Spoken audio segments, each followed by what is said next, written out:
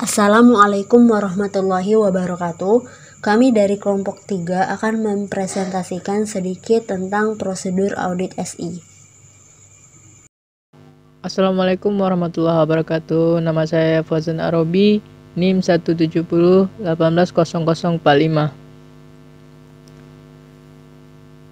Prosedur audit SI. Pada general audit laporan, mungkin perlu dilakukan audit teknologi informasi dalam rangka test of controls dan substansif untuk memberikan akuntabilitas.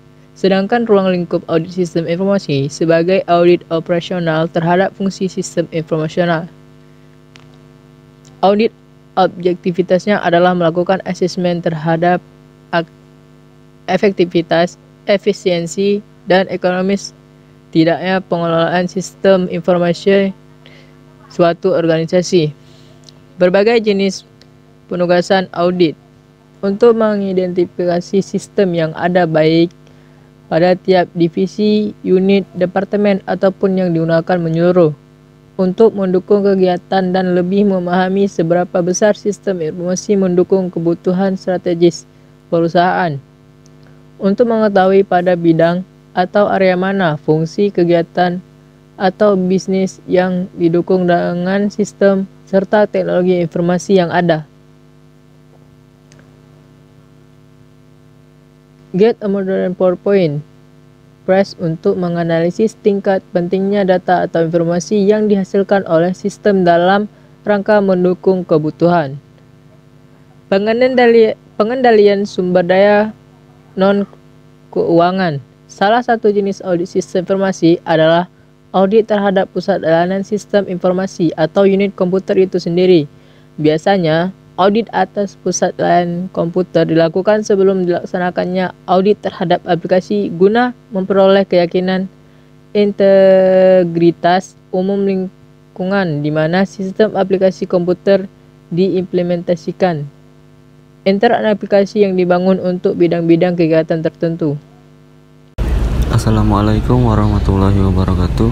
Perkenalkan, nama saya Erlangga Dwi Putra, NIM 170180048, nomor absen 16. Jadi, pemeriksaan terhadap beberapa area. Yang pertama, berkaitan dengan pusat instalasi yang pada umumnya memiliki persyaratan temperatur dan kelembapan khusus. Yang kedua, berkaitan dengan aspek keamanan, pengendalian terhadap akses data, laporan, dan program komputer.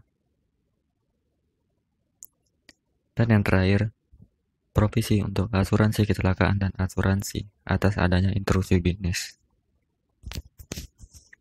Selanjutnya, pengendalian manajemen atas operasi pusat layanan komputer merupakan area yang perlu diperhatikan. Area ini mencakup teknik-teknik yang digunakan untuk mengantarkan faktor-faktor beban peralatan, statistik pemanfaatan proyek, rencana angsuran dan staf, serta rencana perolehan peralatan. Beberapa unsur berkaitan dengan sistem informasi penting dari sudut pandang pengendalian, tetapi tidak diukur dengan nilai uang. Selanjutnya, berbagai jenis laporan yang diperlukan untuk mengevaluasi kinerja personil, termasuk juga operator, di antaranya laporan kinerja data entry, laporan evaluasi efisiensi para operator sistem, dan laporan yang berkaitan dengan efisiensi personil perbaikan hardware. Saya Susanti, NIM 170180042, nomor absen 11. Adapun tahap audit operasional, A. Perencanaan, yaitu penetapan strategi audit, pelaksanaan survei pendahuluan, penyusunan rencana audit. B. Pekerja lapangan, penyusunan bahan bukti, pengumpulan review, uji analisa, penyusunan daftar masalah, membahas masalah dengan pejabat, analisa data dan observasi, kemudian menyiapkan bahan untuk pembahasan manajemen. Untuk pelaporan, yaitu penerbitan draft laporan untuk didiskusikan dengan pihak manajemen, analisa tanggapan manajemen dan memasukkannya ke laporan, kemudian penerbitan laporan. Untuk tahap tindak lanjut, yaitu analisis saling keterkaitan hasil-hasil audit, penyiapan informasi laporan, penyiapan informasi untuk penyusunan database bagi audit. Metodologi audit merupakan sekumpulan prosedur perencanaan audit terdiri dari komponen-komponen strategi audit, mencakup pernyataan ruang lingkup, pernyataan objektif, dan program kerja. Adapun tahapan audit, yang pertama subjek audit, yaitu menentukan atau mengidentifikasi unit atau lokasi yang diaudit. Yang kedua, sasaran audit, yaitu menentukan sistem secara spesifik, fungsi atau unit organisasi yang akan diperiksa. Yang ketiga, jangkauan audit. Jangkauan audit yaitu mengidentifikasi sistem secara spesifik, fungsi atau unit organisasi untuk dimasukkan lingkup pemeriksaan. Kemudian rencana pre-audit. Rencana pre-audit yaitu mengidentifikasi kebutuhan keahlian teknik dan sumber daya yang diperlukan untuk audit. Kemudian mengidentifikasi sumber bukti untuk tes atau review seperti fungsi flowchart, kebijakan, standar prosedur, dan kertas kerja audit sebelumnya. Selanjutnya akan dijelaskan oleh teman saya. Assalamualaikum warahmatullahi wabarakatuh. Nama saya Indah Sundari, nomor absen 17, NIM 1701859. Selanjutnya saya akan membahas tentang tahapan audit. Yang kelima, prosedur audit dan langkah-langkah pengumpulan bukti audit. Di sini, yang pertama, identifikasi dan pilih pendekatan audit untuk memeriksa dan menguji pengendalian intern. Yang kedua, identifikasi daftar individu untuk interview. Yang ketiga, identifikasi dan menghasilkan kebijakan yang berhubungan dengan bagian, standar, dan pedoman untuk interview. Yang keempat, mengembangkan instrumen audit dan metodologi pengujian dan pemeriksaan kontrol internal. Selanjutnya, prosedur untuk evaluasi.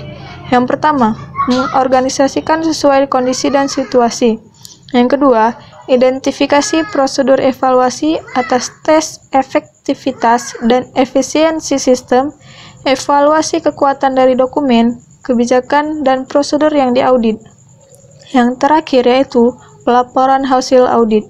Di sini, menyiapkan laporan yang objektif, konstruktif, bersifat membangun, dan menampung penjelasan audit. Selanjutnya, pendekatan audit berbasis risiko. Yang pertama, mengumpulkan rencana dan informasi. Pemahaman proses bisnis, pengendalian intern, hasil audit tahun sebelumnya, penaksiran risiko bawaan, dan informasi terakhir. Yang kedua, mendapatkan pengertian internal control.